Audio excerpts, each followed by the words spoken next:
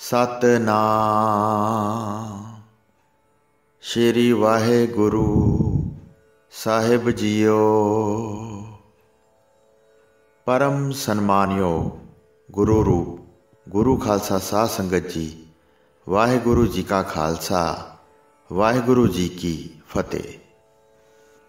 जिस नीच को कोई न जाना, नाम जपत ओह चौं कुंट माना। जो जग्यासू परमेश्वर दे हर हर नाम नूं ध्याउंदा है, उस हरि दे सेवक जन दी दसों दिशा विच पूजा हुंदी है। 10 दिशा ये हुंदियां हन पूरब, पच्छम, उत्तर, दखण, नैरत, बैव, ईशान, अगन, धरती वाला पासा अते आकाश वाला पासा। भगत रविदास जी का जन्म एक बहुत ही गरीब घराने अंदर होया, जिन्हां दा काम जुत्तियां गंढणियां अते मरे हुए पशु ढोना सी।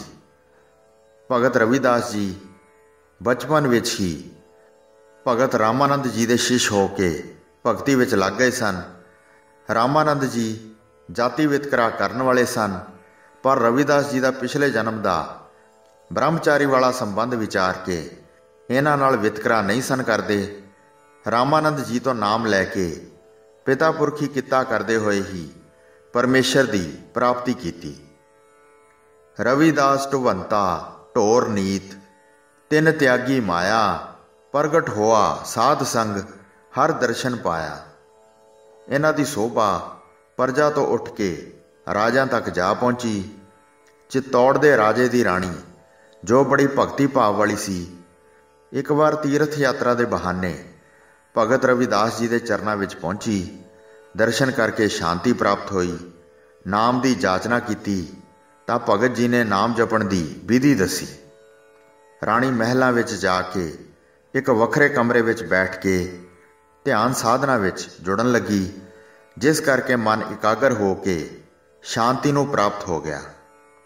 अपने पति नूं कह के एक समष्टि भंडारा कराया, क्योंकि जदों राणी रविदास जी के स्थान पर पहुंची सी, ब्राह्मणों नूं पता लगन तो उन्होंने बड़ा भारी विरोध किया सी। राणी झालां दे पति कोल आके बहुत वधा चढ़ा के गल्लां कीतियां कि राजन अनर्थ हो गया है। तुहाडे वर्गे धर्मात्मा राजे ब्राह्मणों नूं छड्ड के नीच शूद्रां दी पूजा करन तां संसार दी मर्यादा किवें कायम रह सकेगी। राजे ने सुन के राणी नूं ताड़ना करनी चाहिए। राणी नूं कहा कि तू ये की करके आई है कि तीर्थां दे बहाने रविदास का पूजन किया। आ देख, ब्राह्मण लोग जिन्हां नूं सारा संसार पूजदा है, अज तेरे कारण मेरा भी विरोध कर रहे हैं। तां राणी ने कहा कि यह ब्राह्मण लालची ते झूठे हैं, इन्हां ते यकीन ना करो, मैं गल करदी हाँ। ये कह के राणी विरोध करने वाले ब्राह्मणों कोल आई ते पुछया कि तुहानूं की दुख है। इहो ही दुख है कि तुहानूं पूजा नहीं मिली। ब्राह्मणों ने कहा कि हाँ राणी, ये कोई छोटी गल नहीं कि तू सानूं छड्ड के एक चमियार की पूजा की है। राणी ने कहा कि मेरे गुरु का अपजस करन दी लोड़ नहीं, तुहानूं सारिआं नूं राज भवन विच बुला के पूजन किया जाएगा। पति नूं कह के समष्टि भंडारा आयोजित किया गया। राणी रविदास जी नूं निमंत्रण देण वास्ते आप आई। भगत रविदास जी ने आण तो इसलिए ना कर दी कि मेरे जाण नाल जाति वितकरा करन वाले ब्राह्मणों के हिरदे विच ईरखा की अग दे भांबड़ मच उठणगे। तां राणी ने कहा कि जे आप नहीं आओगे तां मैं यह भंडारा करना ही नहीं। राणी दे इस हठ धारण नूं देख के हाँ कर ली ते निश्चित समय ते पहुँचण का वचन कर लिया। जदों भंडारे का सही दिन आ पहुँचया तां काशी के सारे ब्राह्मण इकट्ठे हो के राज घराणे विच पूजा कराउण दे लालच कारण बड़े उत्साह नाल इकत्तर होए। दूसरे पासे सही समय ते भगत रविदास जी भी आ पहुँचे, जिन्हां नूं देख के ब्राह्मणों ने रौला पाया ते विरोध किया कि असीं चमियार नूं नाल बह के भोजन नहीं छकण देना। जे इस नूं भोजन छकाउणा है ਤਾਂ ਅਸੀਂ ਸਾਰੇ ਵਾਪਸ ਜਾਂਦੇ ਹਾਂ। ਭਗਤ ਰਵਿਦਾਸ ਜੀ ਨੇ ਰਾਣੀ ਨੂੰ ਕਿਹਾ ਕਿ ਮੈਂ ਤੈਨੂੰ ਪਹਿਲਾਂ ਹੀ ਕਿਹਾ ਸੀ ਕਿ ਬ੍ਰਾਹਮਣਾਂ ਨੇ ਮੇਰੇ ਆਉਣ ਨੂੰ ਬਰਦਾਸ਼ਤ ਨਹੀਂ ਕਰਨਾ। ਭਗਤ ਰਵਿਦਾਸ ਜੀ ਨੇ ਕਿਹਾ ਕਿ ਹੇ ਬ੍ਰਾਹਮਣੋ, ਤੁਸੀਂ ਤੰਗ ਨਾ ਹੋਵੋ, ਮੈਂ ਹੀ ਜਾਂਦਾ ਹਾਂ। ਰਾਣੀ ਨੇ ਬੇਨਤੀ ਕਰਕੇ ਮਹਿਲ ਦੇ ਇੱਕ ਕਮਰੇ ਵਿੱਚ ਰਵਿਦਾਸ ਜੀ ਨੂੰ ਬਿਠਾ ਦਿੱਤਾ। ਉਧਰ ਬ੍ਰਾਹਮਣ ਜਦੋਂ ਭੋਜਨ ਛਕਣ ਲਈ ਪੰਗਤ ਵਿੱਚ ਬੈਠੇ ਇੱਕ ਦੂਜੇ ਵੱਲ ਵੇਖੀ ਜਾਣ, ਭੋਜਨ ਕੋਈ ਨਾ ਛਕੇ, ਕਿਉਂਕਿ ਹਰ ਇੱਕ ਬ੍ਰਾਹਮਣ ਨੂੰ ਨਾਲ ਬੈਠਾ ਰਵਿਦਾਸ ਪ੍ਰਤੀਤ ਹੋ ਰਿਹਾ ਸੀ। ਇਹ ਸਾਰੀ ਖੇਡ ਪਰਮਾਤਮਾ ਨੇ ਆਪਣੇ ਭਗਤ ਦੀ ਇੱਜ਼ਤ ਵਧਾਉਣ ਵਾਸਤੇ ਕੀਤੀ। ਵਰਤਾਵੇ ਕਹਿਣ ਭੋਜਨ ਛਕੋ, ਇਹ ਬ੍ਰਾਹਮਣ ਛਕਣ ਨਾ ਤੇ ਕਹਿਣ ਕਿ ਸਾਡੇ ਨਾਲ ਰਵਿਦਾਸ ਬੈਠਾ ਹੈ।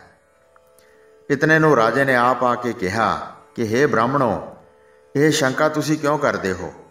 ਰਵਿਦਾਸ ਤਾਂ ਅੰਦਰ ਬੈਠਾ ਪਰਮੇਸ਼ਰ ਦੇ ਗੁਣ ਗਾ ਰਿਹਾ ਹੈ। ਜੇ ਨਹੀਂ ਯਕੀਨ ਤਾਂ ਆ ਕੇ ਵੇਖ ਲਓ। ਜਦੋਂ ਬ੍ਰਾਹਮਣਾਂ ਨੇ ਜਾ ਕੇ ਦੇਖਿਆ ਤਾਂ ਭਗਤ ਰਵਿਦਾਸ ਜੀ ਸੱਚਮੁੱਚ ਹੀ ਅੰਦਰ ਬੈਠੇ ਹੋਏ ਸਨ। ਜਿਹੜੇ ਚੰਗੇ ਸੁਭਾਅ ਦੇ ਬ੍ਰਾਹਮਣ ਸਨ, ਉਹਨਾਂ ਨੇ ਕਿਹਾ ਕਿ ਈਰਖਾ ਛੱਡੋ, ਇਹ ਪਰਮੇਸ਼ਰ ਦੀ ਬੇਅੰਤਤਾ ਹੈ, ਤੇ ਰਵਿਦਾਸ ਜੀ ਨੂੰ ਨਾਲ ਬਿਠਾ ਕੇ ਭੋਜਨ ਛਕਾਓ। ਰਵਿਦਾਸ ਜੀ ਨੂੰ ਬੇਨਤੀ ਕਰਕੇ ਨਾਲ ਬਿਠਾ ਕੇ ਭੋਜਨ ਛਕਾਇਆ। ਭੋਜਨ ਛਕ ਕੇ ਰਵਿਦਾਸ ਜੀ ਨੇ ਇਹ ਸ਼ਬਦ ਉਚਾਰਨ ਕੀਤਾ, ਐਸੀ ਲਾਲ ਤੁਝ ਬਿਨ ਕੌਣ ਕਰੈ। ਭਗਤ ਰਵਿਦਾਸ ਜੀ ਨੇ ਹੋਰ ਵੀ ਉਚਾਰਨ ਕੀਤਾ, ਮੇਰੀ ਜਾਤ ਕੁੱਟ ਵੰਡ ਲਾ, ਢੋਰ ਢਵੰਤਾ ਨਿਤੈ ਬਨਾਰਸੀ ਆਸ ਪਾਸਾ। ਭਗਤ ਜੀ ਦੀ ਵਡਿਆਈ ਕਰਦੇ ਹੋਏ ਭਾਈ ਗੁਰਦਾਸ ਜੀ ਕਥਨ ਕਰਦੇ ਹਨ, ਭਗਤ ਭਗਤ ਜਗ ਵੱਜਿਆ, ਚੌਹ ਚੱਕਾਂ ਦੇ ਵਿੱਚ ਚਮਰੇਟਾ, ਪਾਣਾ ਗੰਢਾ ਰਾਹ ਵਿੱਚ ਕੁੱਲਾ ਧਰਮ ਢੋਏ ਢੋਰ ਸਮੇਟਾ। ਜਿਉਂ ਕਰ ਮੈਲੇ ਚੀਥੜੇ ਹੀਰਾ ਲਾਲ ਅਮੋਲ ਪਲੇਟਾ, ਚੌਹ ਵਰਨਾ ਉਪਦੇਸ਼ ਦਾ ਗਿਆਨ ਧਿਆਨ ਕਰ ਭਗਤ ਸਹੇਟਾ। ਨਹਾਵਣ ਆਇਆ ਸੰਗ ਮਿਲ ਬਾਹ ਨਾਰਸ ਕਰ ਗੰਗਾ ਥੇਟਾ, ਕੱਢ ਕਸੀਰਾ ਸੌਪਿਆ ਰਵਿਦਾਸੈ ਗੰਗਾ ਦੀ ਭੇਟਾ। ਲੱਗਾ ਪੁਰਬ ਅਭੀਚ ਦਾ ਡਿੱਠਾ ਚਲਿਤ ਅਚਰਜ ਅਮੇਟਾ, ਲਿਆ ਕਸੀਰਾ ਹੱਥ ਕੱਢ ਸੂਤ ਇੱਕ ਜਿਉਂ ਤਾਣਾ ਪੇਟਾ। ਭਗਤ ਜਨਾ ਹਰ ਮਾਂ ਪਿਓ ਬੇਟਾ। ਸੋ ਇਸ ਪ੍ਰਕਾਰ ਪਰਮੇਸ਼ਰ ਦੇ ਜਨ ਦੀ ਦਸੇ ਦਿਸ਼ਾ ਵਿੱਚ ਪੂਜਾ ਹੋਣ ਦੀ ਗੱਲ ਜੋ ਮੁੱਖ ਵਾਗ ਦੀ ਇਸ ਤੁਕ ਵਿੱਚ ਸਤਿਗੁਰਾਂ ਨੇ ਕੀਤੀ ਹੈ। ਅਨੇਕਾਂ ਭਗਤਾਂ ਗੁਰਸਿੱਖਾਂ ਦੀਆਂ ਸਾਖੀਆਂ ਤੋਂ ਇਸ ਸਿਧਾਂਤ ਦੀ ਪੁਸ਼ਟੀ ਹੁੰਦੀ ਹੈ। ਨਾਨਕ ਹਰ ਆਪੇ ਜੋੜ ਵਿਛੋੜੇ, ਹਰ ਬਿਨ ਕੋ ਦੂਜਾ ਨਾਹੀ। ਸਤਿਗੁਰੂ ਜੀ ਕਥਨ ਕਰਦੇ ਹਨ ਕਿ ਪਰਮੇਸ਼ਰ ਆਪ ਹੀ ਜੀਵਾਂ ਨੂੰ ਸੰਬੰਧੀਆਂ ਨਾਲ ਮੇਲਦਾ ਹੈ ਅਤੇ ਆਪ ਹੀ ਸੰਬੰਧੀਆਂ ਤੋਂ ਕਰਮਾਂ ਦੇ ਅਨੁਸਾਰ ਵਿਛੋੜਦਾ ਹੈ। ਪਰਮੇਸ਼ਰ ਤੋਂ ਬਿਨਾਂ ਕੋਈ ਹੋਰ ਦੂਜਾ ਸਮਰੱਥ ਨਹੀਂ ਹੈ ਜੋ ਐਸਾ ਕਰ ਸਕੇ।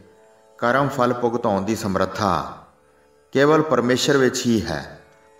ਸਾਜਨ ਆਏ ਵੁੱਠੇ ਘਰ ਮਾਹੀ। ਗੁਰਮੁਖਾਂ ਦੇ ਹਿਰਦੇ ਰੂਪ ਘਰ ਵਿੱਚ ਸੱਜਣ ਰੂਪ ਪਰਮਾਤਮਾ ਜੀ ਆ ਕੇ ਵਸੇ ਹਨ। ਹੋਈਆਂ ਭੁੱਲਾਂ ਚੁੱਕਾਂ ਦੀ ਖਿਮਾ ਬਖਸ਼ਣੀ ਜੀ।